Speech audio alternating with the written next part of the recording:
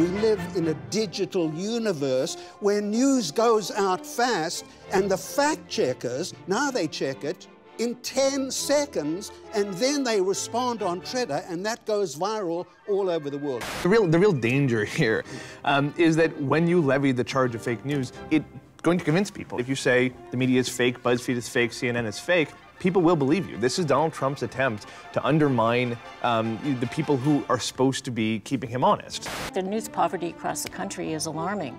Small papers are dying, or the cutbacks, or they're being taken over by post media.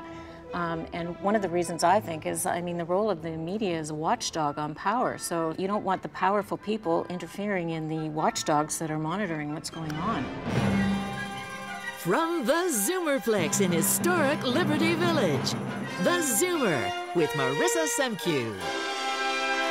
Welcome to the Zoomer. I'm Marissa Semkiw. On the panel, we'll be discussing the rise of false stories, or fake news as it's been dubbed. Once confined to satire from the underbelly of the internet, this term has quickly become a contender for the most impactful phrase of the year, and has come to mean everything from unmitigated nonsense to deliberate shading to political propaganda. It was Donald Trump's first press conference as president-elect when the term fake news entered the mainstream.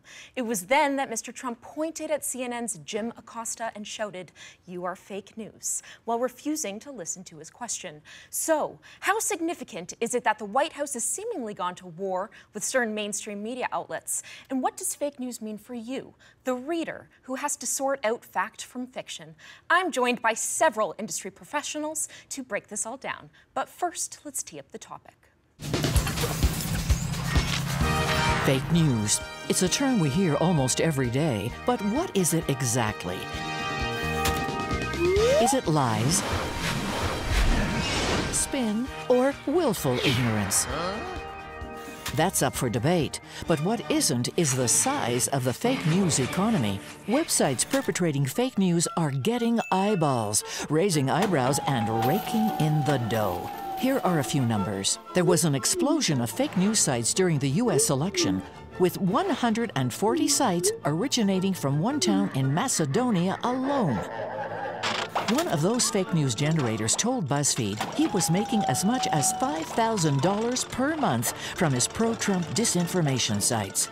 Another fake news purveyor told the Washington Post he was collecting $10,000 per month in ad revenue. In one instance, a story of his went viral and for a time was generating $10,000 a day. Facebook and Google, which led the industry last year in online ad revenue, have recently introduced explicit content rules to combat the sharp rise in disinformation and fake news. But is this content policing enough? What does the future hold for real news? Okay, so there's a lot to discuss today. I think, Anthony, that we can all agree that fake news is deliberate falsehoods, deliberate fabrication, but of course this term's being applied much more broadly. So if you could, how would you define fake news? Well, I'd go back originally as to how when I first heard the term, what I thought of. And I remember when I was a kid, going grocery shopping with mom, and you're lining up to pay for the groceries, and there's these magazines that say, this celebrity is on the verge of death. And I go, I thought I just saw this person like Entertainment Tonight. They look like they're about to die, and Bat Boy's getting in on the action, and they found him somewhere in some cave. I think this thing's kind of sketchy. And you go, okay, well, whatever. And you shrug it off. Then it changes, I think, even now, even just a year ago, if you ask people what fake news is, you go to the bottom of some major websites for covering anything, sports, real news, whatever, and it says, you take this one pill, your cancer, gone. Just like that. The other thing I get all the time, it says, Melissa McCarthy is gone. We hardly knew her. And I go, what does this mean? They're suggesting that she died or something like that. And then maybe I clicked on them once and it just sort of said, oh, she left the Gilmore Girls. And we're like, we knew that 15 years ago. So it was lifestyle news. It was social news. It was gossip. Suddenly that's all changed just a year ago. I don't really think the political facts have changed much. I don't think the media landscape has changed all that much. But now there's definitely this partisan edge to it, this political, you said the word propaganda. It's being redefined in this really kind of murky, probably dangerous way. So, David, would it include, sort of to Anthony's point, would it include presenting a narrower message, omitting certain inconvenient facts, to present a a certain narrative or a political agenda? Yeah, I think so. I think that, you know, to your point, we always had the supermarket tabloids, Martian discovered driving a cab in, you know, Pennsylvania, that kind of stuff. The danger now is it's crossed over into a perception, I want to underline that word, that it applies now to so-called mainstream media. And the term in its literal sense, as you pointed out, is obviously absurd. The editors of the newspapers aren't sitting around saying, let's dream up an entire, let's say, hey, it would be cool to run a story about a Martian driving a taxi somewhere. But it's applied now to shading, to hedging, particularly on political and social stories, so as to present a desired narrative. Justin, what's your take on all of this? So, you know, the supermarket tabloids that you walk by and, you know, see that Elvis is back, that's not fake news, that's just fake. The thing about the recent trend of this kind of outpouring of nonsense that has propagated the internet, that is all over your Facebook feed, that occasionally winds up in a real mainstream newspaper after duping a journalist. The thing about that is it's fake news. It's a website that is designed, you know, from the banner, from you know, the font that gets used, from where it gets shared, to look like news. The point of this website is to trick people. The point of this website is to advance either a narrative or a political angle, or, you know, in some cases just to make money. So when you talk about this Macedonia town that's responsible for, you know, just dozens of fake news sites, in many cases they have a very specific agenda in mind. And in the most recent election, the common agenda for a lot of these sites, not all of them, was to make sure that Donald Trump was elected president. And I think it's very difficult to ignore the obvious fact that there was a point behind all of this fake news. You know, Donald Trump's gone to war with several mainstream media outlets. CNN being the most prominent. Of course, it was the first so-called fake news story was the Russian dossier story. In many ways, it could be argued that he came out on top in that one because it was, in the end, unsubstantiated. How significant is it, Dave, that Donald Trump has selected certain mainstream outlets to go to war with and has labeled them very broadly fake news? I don't think that this is a particularly new phenomenon, and actually I think, if I'm quoting it correctly, I think of one of my favorite movies, All the President's Men, where one of Richard Nixon's surrogates called Woodward and Bernstein in the Washington Post the nattering nabobs of negativism. And so this kind of allegation's been around for a while. The trending word for it now in the mouths of people like President Donald Trump is fake news. I think, simply put, that fake news is now the phrase used by people who are the subject of journalism, good journalism. It's the phrase they use to describe stories they don't like.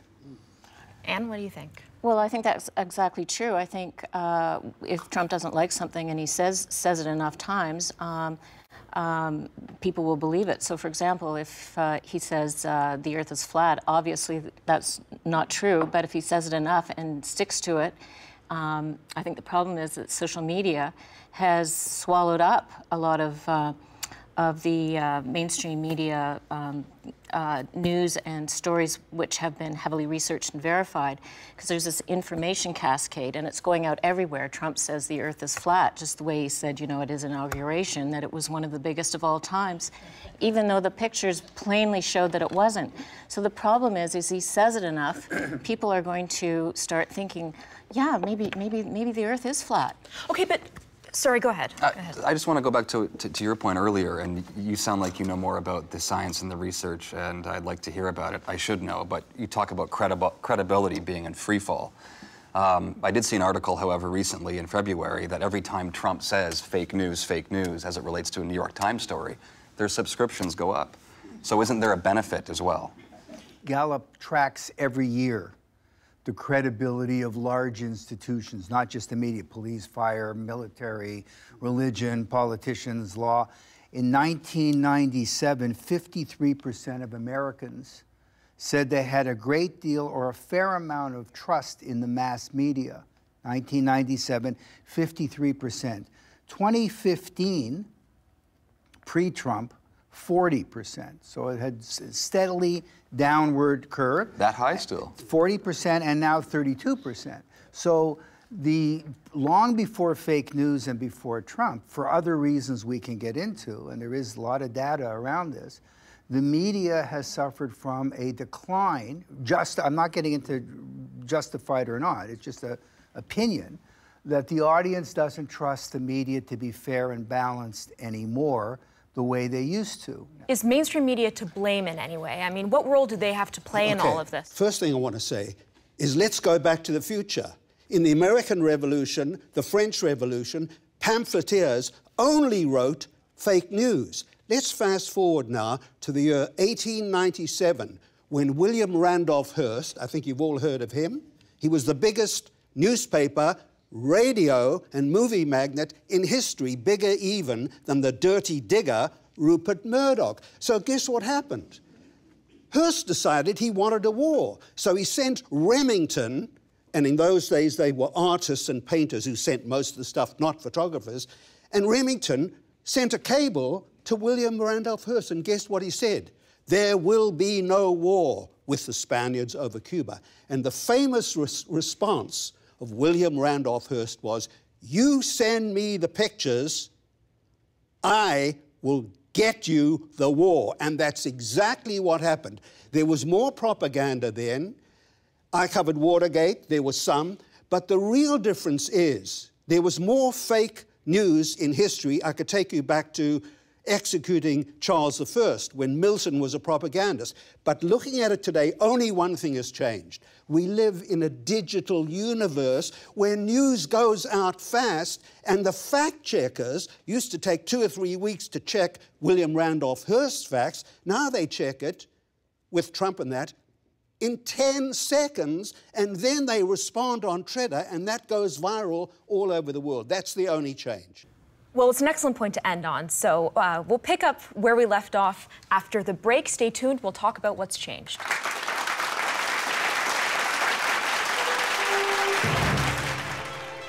It's freedom of speech. They slant and tilt the news their way, and as long as we have choices in the media, that's fine. The danger is when you get an oligopoly or a monopoly of ownership.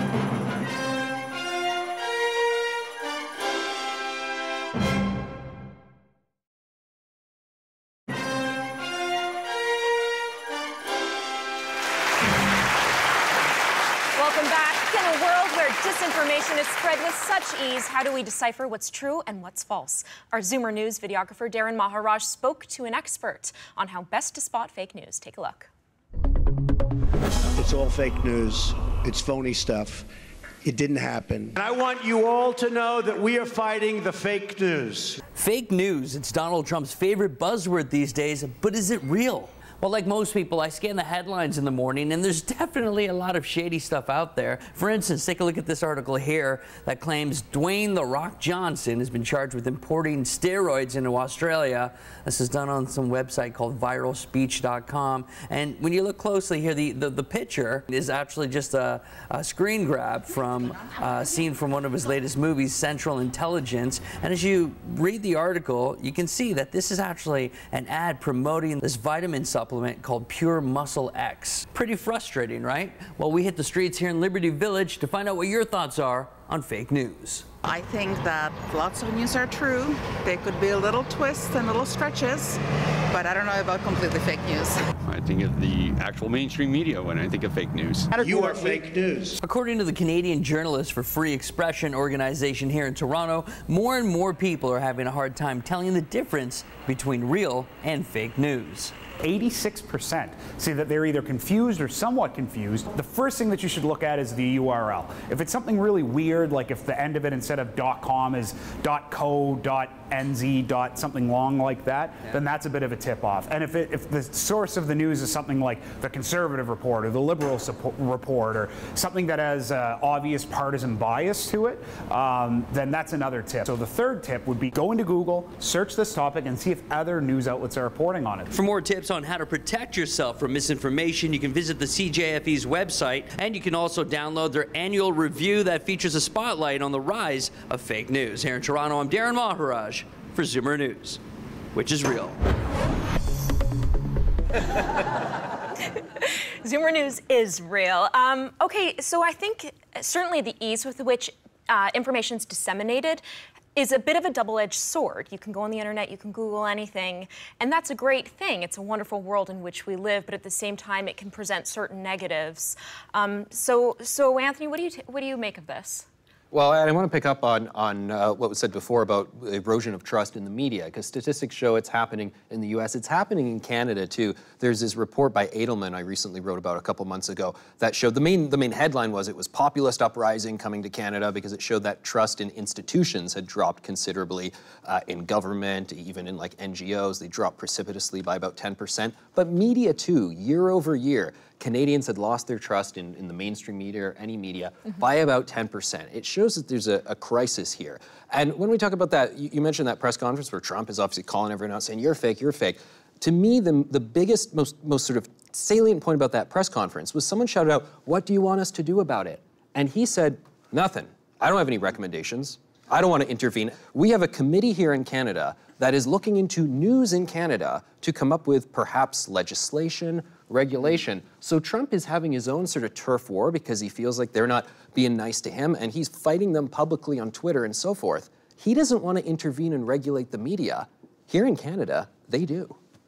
The real danger here is that when you levy the charge of fake news, it's going to convince people. In the same way you're saying the world is flat, if you say the media is fake, BuzzFeed is fake, CNN is fake, people will believe you. This is Donald Trump's attempt to undermine the people who are supposed to be keeping him honest. So yeah, it is a problem that the Canadian government is contemplating legislation or regulation. I hate the idea virtually of any government intervention in the media. But at the very least, the Canadian... We're not freaking out about that, but they're freaking out in the US that he's just challenging. This is important because the Canadian government is doing this in the hopes of improving faith in the media and ferreting out those who are the problem. You have those a lot who of are trust in actually government, fake my news. friend.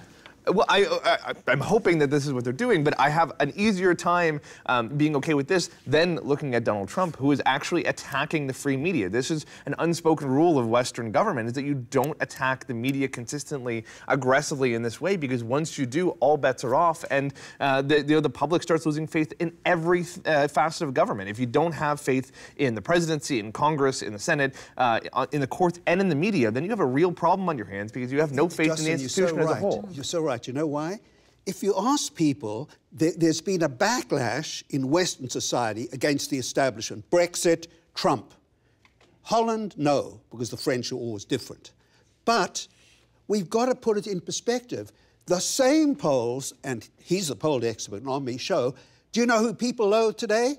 Politicians, lawyers, bankers, journalists, and probably now real estate agents like Donald Trump. So put it in perspective. The media reflects what's happening in the world. And as I said earlier, there's nothing new. It's a technological revolution that's causing it, and I think it's going to get worse and worse under Moore's law. Is the media biased, though? Does the media have any blame? I think it is important to note that the media has a whole bunch of blame to take on this. Just most recently, let's go back to the advent of 24/7 news networks. I mean, we got very, very obsessed with just running a story, that we can replay over and over through the day. We have a vested interest in getting stories as fast as humanly possible. But more importantly, I think we have, especially since the advent of Facebook and online ad revenue, have an interest in stories that get clicks. And calling us fake news isn't helpful. But so this moniker has been attached to Donald Trump, but whether it's the Russian dossier story or whether it's Donald Trump revealing classified information to Sergei Lavrov, the foreign minister, how do we know what's true? There's so much information out there. There's so many different stories being presented. How does the reader know what's true? What I like, what happened just in the French election, is 37 news publications and organizations gathered together to do something called cross-check. And if readers or people had any question about something being fake or not, they would send it into cross-check, which would would verify it and determine whether it was true or not. I agree with this, but I've seen this throughout my whole life, both in the media and as a consumer of media, the idea that the public is too stupid to know, that they'll fall for everything. There's a condescension on the part of the media right now that comes from being in a bubble. We have a point of view, and I'm not even saying a partisan point of view. And I also want to make one more point about Trump. I think that Trump's fake news charge is cynicism writ large. I think it's deliberately political on his part because he sees he has a target The real question the media should be asking themselves is, why is this even resonating? Why, after all this, do more people still trust the White House now? 39% versus the media, 30%. You're totally right, and I think we also have to think about who's behind it. You know, Donald Trump isn't generating the fake news that really defined the last election. Did he benefit from it? Did he latch onto it? Absolutely. But these stories, you know, Hillary Clinton is minutes away from an indictment. Hillary Clinton was responsible for murders. You know, this pizza shop in D.C. was the center of a child pornography ring. You know, this fake news, who was really behind it? Who was responsible for propagating? Who was responsible for making it go as viral as it did? And a lot of the evidence points back to the Russian government. Ray, last word. To be fair, who owns the newspapers? I edited a newspaper. I ran a TV network. The owners had a huge interest in the way we didn't have fake news. We tilted the news. We slanted the news. Your ultimate boss, Paul Godfrey, who happens to be my friend, all of his newspapers had to write editorials supporting Stephen Harper. The Globe and Mail had the most bizarre editorial in history. They said, vote Tory, but not for Stephen Harper. This goes back a long time, and when I was at Global, I used to get phone calls from Pierre Trudeau himself, and I was smart. I never told the staff what was really going on behind the scenes, because if I'd done that, it would have eroded. Conrad Black's another example. Izzy Asper, all of them owned newspapers for only one reason. I will just tell you quickly now, political power. as the editorial director of the Sun papers, just for curiosity, because Ray's done a sort of pseudo drive-by on me, I didn't get a single call from Paul Godfrey in the last election, and I decide the editorials. No, you guys know, they put guys in position. Conrad was the best at doing this. He didn't have to order them to do anything. They just knew. But every paper in your chain, I don't think is wrong. It's freedom of speech. They slant and tilt the news their way. Everything has got to be put in historical perspective. And as long as we have choices in the media, that's fine. The danger is when you get an oligopoly or a monopoly of ownership. All right. And I think the CBC is the greatest threat here, because we, the taxpayers, pay for the CBC. All right. Don't go away. There's more after the break.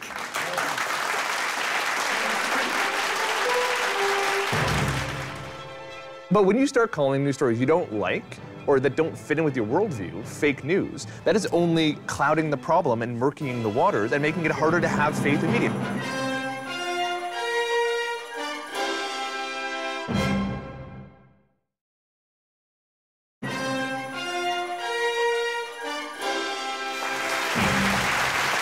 Welcome back. How is fake news played in the political arena? Is it a menace or is it a game-changing influence? Ray, what do you think? What are the implications here?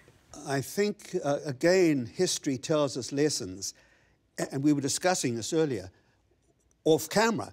In the 1930s, when Hitler was getting power, there was one crazy journalist, politician, Winston Spencer Churchill, who was warning the world of the dangers. And guess what the problem was? And I was on the London Observer, which actually was owned by a crazy lady, Astor, at the time. They were all, the media was pro-Hitler. And it got so bad, the Times of London and the New York Times had reporters in Moscow and especially in Berlin sending back what basically was embroidered fake news, saying what a great guy Hitler was, and Mussolini, and even later Stalin. So the burden of proof is not just to call something fake news. You have to understand what motivates people. World War II would not have occurred, and probably 50 million people would have been saved if they'd listened to Churchill, but the media, with few exceptions, wouldn't report what Winston Churchill was saying. So there's an obligation on journalists, not columnists, pundits like you, journalists, reporters, to report only the facts. And that is a huge problem today. I sort of tend to agree that this might be a bit overblown, and all I can tell you, I don't have the historical breadth of knowledge, I wish I did, that you have in your storied career. What I can tell you from the last 10 years working on the STARS investigations team, basically what we call doorstepping people, shoe leather reporting, trying to confront people who don't want to be confronted and convince victims to go on the record with their stories, is I've seen no discernible erosion in my ability to do that at all. Do you have the budget? Most newspapers don't have libraries anymore. They don't have researchers. When I ran the Montreal Star, we had researchers checking everything. We had library. Budgets are very important, and I applaud the Star. By the way, the Star has always had a tradition, since the late, great Val Sears, of exposing and checking out what's going on. But if you don't have the money, you can't hire the smart people. Well, to answer your question, many of them would rather go to Bay Street and make millions instead of the meager salaries. But this is why I want to say that small newspapers and local news is so important. Yes, absolutely and right. independent ones. Absolutely. And just as an example, the Squamish Reporter out in BC, which was started by a reporter that was too aggressive for the local paper. He's an independent guy. He drove a cab while he got his paper off the ground, and now he's putting out a print edition. The community comes to him with tips, and he has got the freedom to cover the community in a way that it deserves and needs. Yeah, and it's not necessarily expensive. Sorry to interrupt. Yeah. I mean, yes, we get the support. Yes, we get the budget within the constraints of the newspaper world, which you've all heard is not doing very well. You know, I talk about budgets. You know, I spent years as a freelance reporter on Parliament Hill. I didn't have a budget. My budget was whatever money I made that month. You can do good shoe letter investigative reporting with no money at all. The thing that has changed is that we've democratized the news platform. It's no longer just the 4 news magnates who decide everything that goes in the papers. It's now the general public. It's everyone with a Twitter account or a blog or a Facebook or their own independent news site. And this is part of the problem, is that it's very vulnerable. It used to be that, you know, the editor-in-chief of the Toronto Star or the managing editor of the Washington Post would be the person you could influence or arm twist or what have you. Now, if you can get, if you have a botnet, a series of kind of infected computers, or if you have 500 followers on Twitter, or you name it, you can profligate some pretty seriously damaging information. You know, the readers are not stupid, but this is also a huge problem that we've never seen before. And we've even seen reporters fall for this sort of thing. And we've seen that our entire news kind of ecosystem is vulnerable to outside influence, and that's a real problem. Last word. I just want to say, Jimmy Breslin died pretty recently, New York Post columnist. A friend who I work with now at Sun Post Media worked with Jimmy Breslin. He always makes an interesting point that Breslin, he was, working for the Post, man of the people, blue collar, working class type guy. That was the dynamic decades ago. And now, a lot of people in journalism, it's much more of sort of a white collar, maybe cultural elite thing to do, to go to J school and that sort of thing. The people, they're not saying they're wealthy or independently wealthy. We no longer have the blue-collar people on the street dominating as many of the media jobs as before, and I think that's where we get a lot of the kind of out-of-touch reporting and where a lot of the erosion of trust comes from. Interesting point. All right, well, when we come back, we'll discuss the generational divide in media consumption and who's most susceptible to fake news. That's next.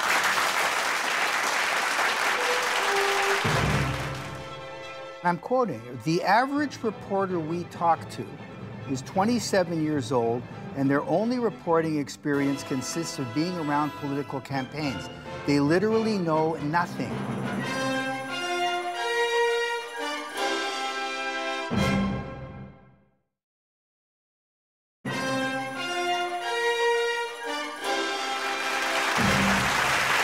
Welcome back. Well, there's an interesting distinction among age cohorts when it comes to top sources for political news. A recent Pew poll found that 60% of millennials rely on Facebook for political news, which is almost exactly on par with baby boomers' reliance on local TV. Gen Xers fall in the middle, with 51% getting political news on Facebook and 46% doing so from local TV. So what conclusions can we draw from this? And does the way we consume media make us more or less susceptible to fake news? David, you're my intergenerational expert. I'm going straight to you on this one. What do you make of this? The first thing I'd like to suggest is that the Zoomers, when we say Zoomer, 45 plus, baby boomers are 50-ish to 70-ish, they're the last holdouts as newspaper readers, have a general suspicion. I suppose it's natural of every age group looking at the younger generation, but it's particularly a crisis in the news media, I would suggest, because of the trajectory that the news reporters are on. I want to read a quote from Ben Rhodes. Ben Rhodes was Barack Obama's national security advisor, who gave a remarkable interview to New York Magazine. I don't know what possessed him to do this, in which he bragged openly about how he had created an echo chamber in the media in support of the very controversial Iran treaty. And I'm quoting, "The average reporter we talk to is 27 years old, and their only reporting experience consists of being around political campaigns. They literally know nothing. He then goes on to say, we created an echo chamber. They were saying things that validated what we had given them to say. The print media has shed jobs at an alarming rate. The digital media have picked up those jobs, so you can vault into national prominence very quickly, particularly if you've got a lot of clicks. To put in a defense for young reporters, because unless Anthony is aged really poorly, I think I'm the youngest person on this panel. You know, hey, you know, I think it's worth noting that a lot of this young cohort of journalists, yeah, they might not have as much experience as someone who's been in the business for 30 years, but they've come into this industry with more determination, with more drive, with a wider breadth of knowledge, with a better understanding of digital tools. Excuse me, Ezra Klein created a website called Vox that was designed to explain the news to everybody. And within the first 2 months of their existence, they ran a story by Zach Beauchamp explaining Israel-Palestine, a complicated topic, which included as a fact that there was a bridge from Gaza to the West Bank, and sometimes Israel made it difficult to travel on that bridge. Entirely imaginary. Yeah, that's one example. Wrong. That's one example of one site, one story, one person. It's a big site. Ezra Klein's a big name. Yeah, pound for pound, Vox produces some of the most thoughtful, explanatory, useful journalism. Why would you ever believe a word they said after that? Well, the New York Times gets stories wrong too. The Washington, old reporters get stories wrong too. Older reporters get stories wrong too. I don't think that's fair to just paint an entire website as a single thing because of one story. And actually, you know, from my own personal experience, a cohort of young journalists came into Ottawa, 4 or 5 years ago, including myself. But to just maybe cast aside young reporters is totally unfair. And in addition, do you know how old I was? I'm the oldest person here, by far the fittest. Unless Anthony's aged really well, I don't know. Okay, hold on. But do you know how old I was when I came from Harvard to cover the White House? 22. Do you know how old Woodward and Bernstein were? They were probably in their mid-20s. There's nothing new. The difference was in my age group, we all got jobs. Almost automatically in my daughter's age group, they're finding it very, very hard to get jobs. So I could have done almost anything. I chose to be a journalist. But we were probably, on average, younger than the ones today. And your newspaper had a great publisher, Marty Goodman. The trail down there is named after Marty Goodman. We were all in our mid-20s when we did very well. I just want everyone to know that while this is a baggy shirt, Ray bicycles through my neighborhood topless. I'm not joking. And he actually is very ripped. I came here on my bike. It's true. But in addition to... He's jacked under here. I'm not criticizing young reporters. There is a perception that the millennial generation is not as well informed as the predecessor, doesn't know enough about history, doesn't know enough about context, freaks out over every little thing, catastrophizes everything, and doesn't have any sense that things are going to be fine. That perception exists. So what do you make of this? The media being an echo chamber, millennials don't know as much as Zoomers do. I think that I routinely tag along and latch on for dear life to younger reporter colleagues who have incredible energy and surprising sophistication for their age, and I do it all the time, mainly because I have 2 kids under 3 years old and I'm exhausted and can't get out of bed every day. But I do have concerns sometimes that maybe some reporters are going from 0 to 60 much quicker than I did. All right, well, when we come back, we'll hear questions from our audience. Stay tuned.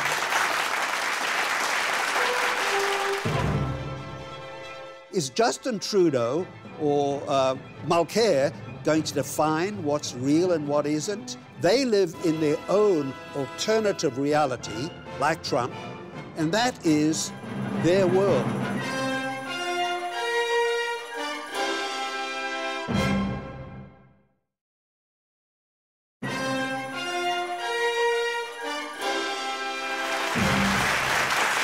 Welcome back. Well, several of our audience members are lined up to ask their burning questions, so we'll get started. Gabriella, you're our first audience member with a question. What have you got to ask our panelists? Well, the question that I have is there a role that the government should be playing to provide a dedicated, trusted resource for news, to support it on a factual basis that's objective versus subjective or slanted? I agree, absolutely. Anything the government gets into, just look what's happening in Ottawa and especially Washington. It's destroyed. The free market should determine that. And is Justin Trudeau or Mulcair going to define what's real and what isn't? They live in their own alternative reality, like Trump, and that is their world. I think journalists who have a lot of failings, especially with drugs... You're looking right at me. Journalists should be able to decide that if they have good managers above them. And my definition of news is what the managing editor says is news. In fact, the news poverty across the country is alarming. Small papers are dying, or the cutbacks, or they're being taken over by post media. And one of the reasons I think is, the role of the media is a watchdog on power. So if you're not, you don't want the powerful people interfering in the watchdogs that are monitoring what's going on. Okay, on that note, thank you, Gabriella, for your question. Let's move on. Hi there, what's your name? Halina Davidson. And my question is, would you agree with Al Gore's observation that free and independent media is an immune system of a democratic society? If so, when we talk about a lessening influence of media on the society, does it mean that our immune system is faltering? And if so, what can we do about it? Big question. Great question. Yeah, I think that's a huge question. And yes, I agree. Facts are essential to a functioning democracy. And without it, I think your democracy is in trouble, because maybe democracy isn't the best system, but it's the best one that we know. Okay, thank you for your question, ma'am. All right, coming up, our all-star panelists leave us with their final thoughts. Stay tuned.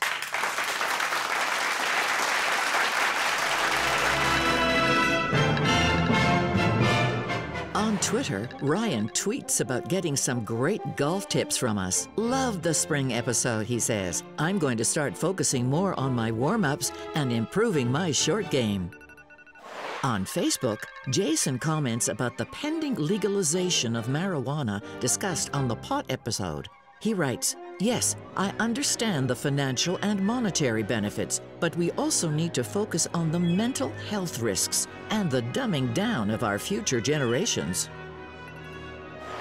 Also on Facebook, Natasha had a few words to share about the decline of Christianity episode.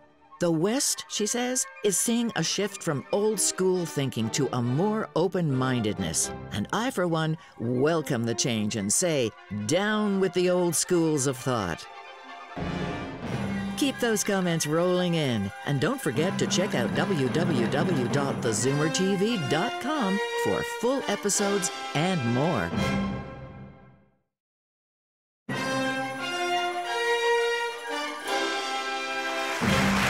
Welcome back, okay, panelists. It's time for your final thoughts. Dave, we'll start with you.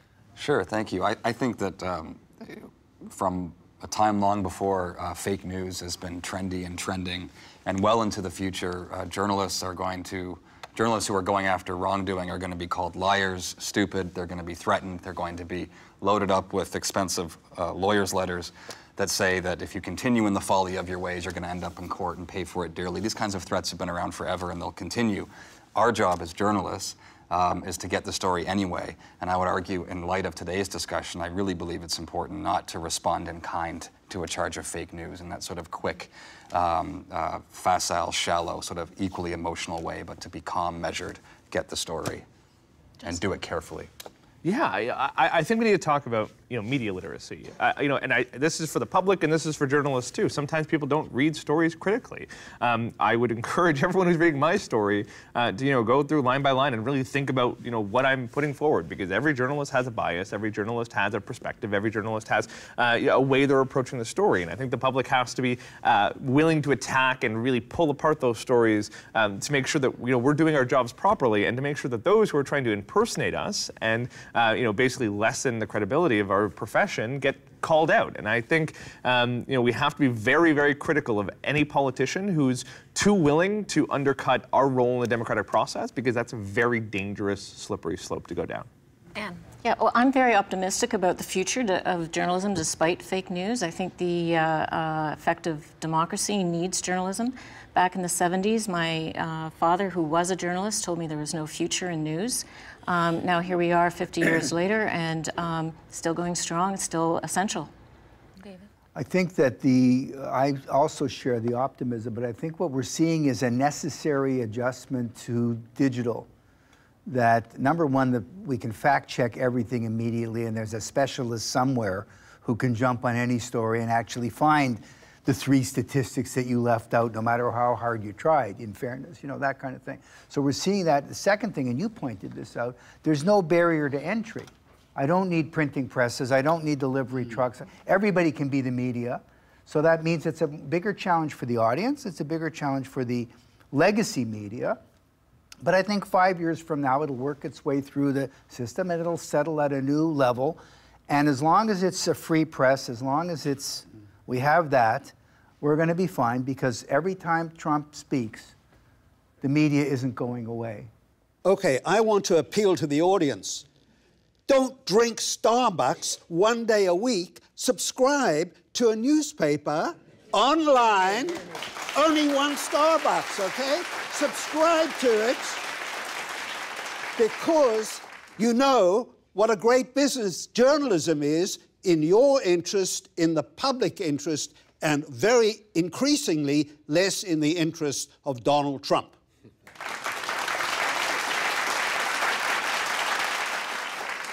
Marissa, I think I'll just leave it at whether it's provocative statements from the president or this bi-coastal liberal media bias we were talking about. I mean, neither of it is ideal, but we don't need the government getting involved to solve it. We don't really need to say that, as people have said, things are any different than they were, decades ago. I mean, I think the main thing we need to do is more voices, the better. The truth shall set us free. Send it all out there, and we're in a period of disruption right now, but I think we'll make it through. Great note to end on. Well, I want to thank my panelists for their expert opinions, and for you, the audience, for your interest in this hot topic. That's all the time we have.